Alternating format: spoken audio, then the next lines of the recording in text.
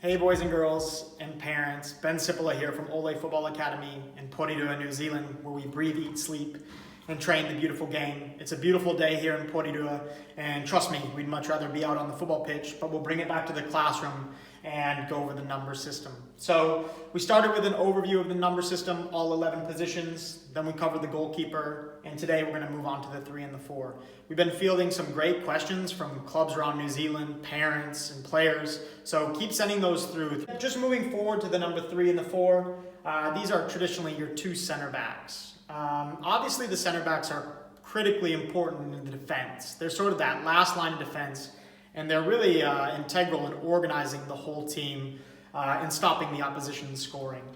When I grew up, traditionally the center backs were sort of known as these players that were only defending. However, in the modern game, the center backs are critical in the build-up. So as cliche as it might sound, in our system we sort of like to build from the back.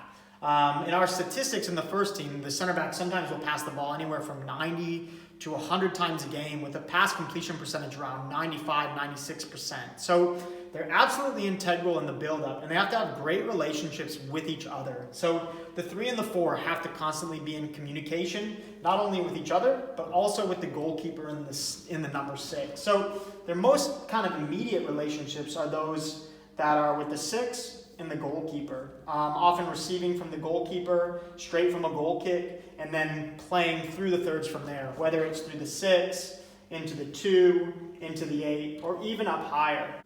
Typically in the system, the number 3 is a right-footed player and the number 4 is a left-footed player. And the reason for that is pretty simple. As a defender comes and approaches to win the ball, if the 4 is holding the ball on the left side, then he or she doesn't expose the ball to that defender.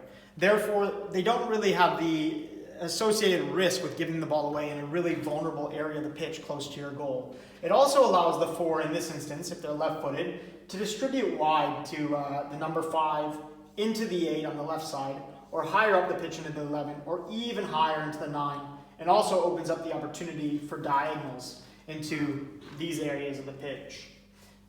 Like all positions, the 3 and the 4 would preferably be two-footed players. So, for instance, just one example, last year in our Western Suburbs first team, Josh Rogerson played the 4 position because we had 2 right-footed center backs. Josh could also distribute with his left foot, but he could come inside to create passing lines and create new nuances and dynamics from that position. The center backs are really responsible for squeezing space out of possession, so when the opposition have the ball, and creating space in possession.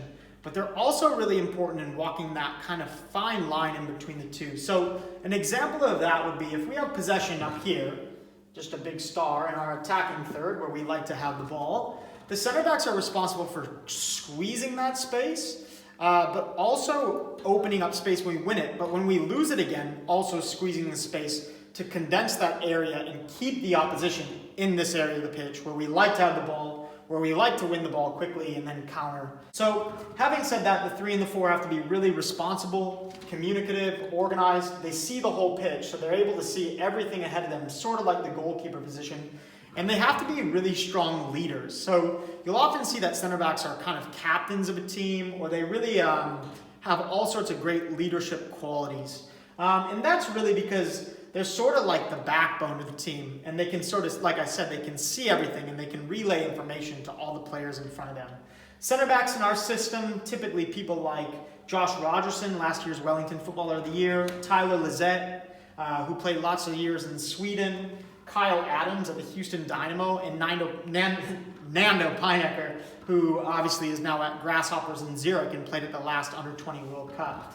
What you'll notice about all these players is they're really big. So typically over 6'2", 6'3", those are some big players. And the reason for that is they have to be really competent in their individual defending. They have to be able to deal with big, strong forwards. I mean, can you imagine playing against some of these players even in the A-League, these strikers, these number 9s, really big forwards. So the center backs sort of have to be able to combat that physically, particularly as they get older.